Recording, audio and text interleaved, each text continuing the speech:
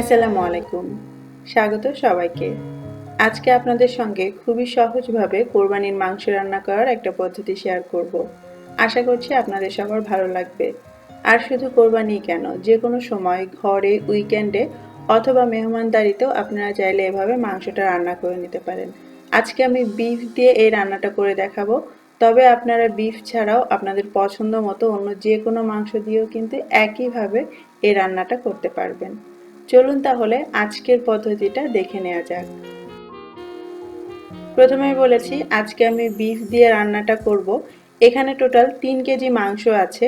একটু বেশি পরিমাণে রান্না করলেই কিন্তু এটা খেতে বেশি ভালো হয়। আর মাংস নির্বাচনের ক্ষেত্রে অবশ্যই হাড্ডি চর্বি সহ মাংসটা ব্যবহার করবেন। শুধুমাত্র সলিড মাংস দিয়ে কিন্তু রান্নাটা বেশি ভালো হবে না। আর আমি এখানে যে মাংস নিয়েছি এটা হচ্ছে মিক্স মাংস। গরুর রানের মাংস, সিনার মাংস, ঘাড়ের মাংস সব কিছুই আছে।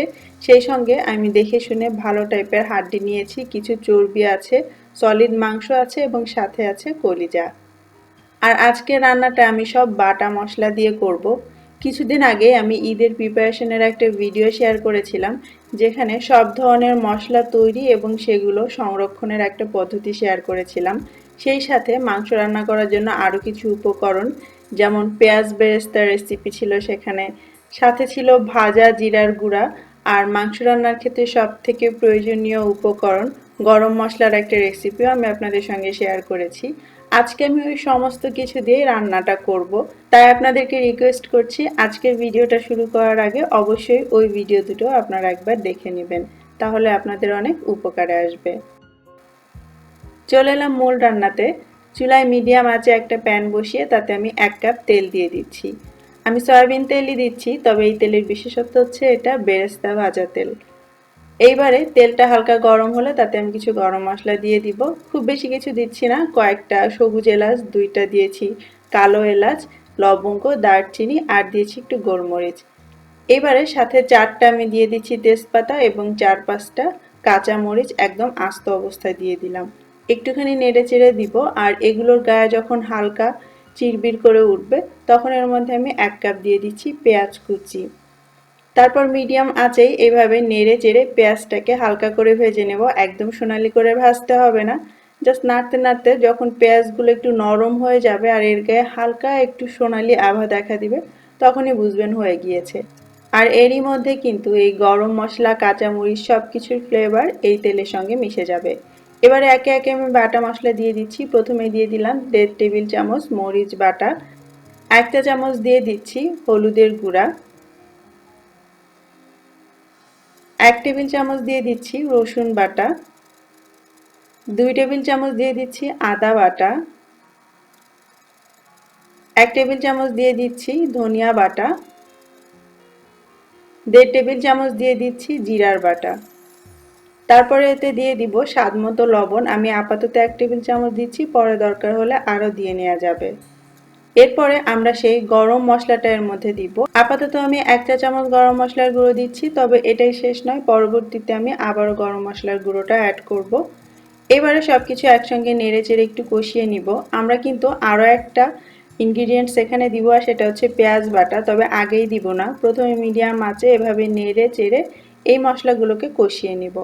যখন তেলগুলো ছাড়তে শুরু করবে তখন আমি এর মধ্যে পেঁয়াজ বাটা দিয়ে দিচ্ছি আধা কাপ। তারপর আবারও একসঙ্গে নেড়ে চেড়ে কষিয়ে নিব। পেঁয়াজ বাটাটা পরে দিলাম, এতে করে আমাদের আলাদা করে পানি দিতে হলো না, কারণ পেঁয়াজ বাটার পানি আর পেঁয়াজ বাটাতেই কিন্তু মশলাটা আবারও কষিয়ে নেওয়া যাবে। পেঁয়াজটা পুরোপুরি ভুনা হয়ে যাওয়া পর্যন্ত আমি এটাকে কষিয়ে নিয়েছি। আমার প্রায় 3 থেকে 4 মিনিটের মতো সময় লেগেছে। তারপরে এর মধ্যে আমি মাংসগুলো অ্যাড করব।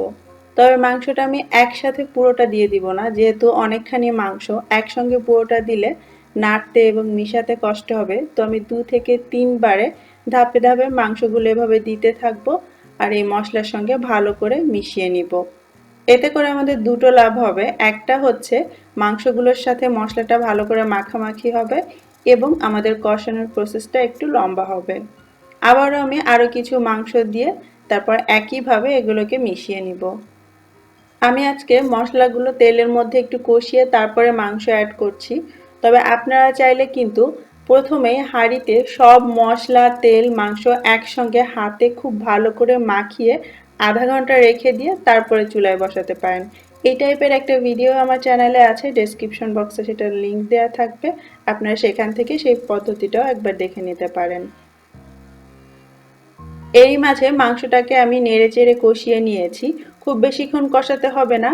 যখনই বুঝবেন যে মাংস থেকে পানি ছাড়তে শুরু করেছে তখনই ঢাকনাটা দিয়ে দিতে হবে, আর চুলার আঁচটা মিডিয়ামেই রাখতে হবে।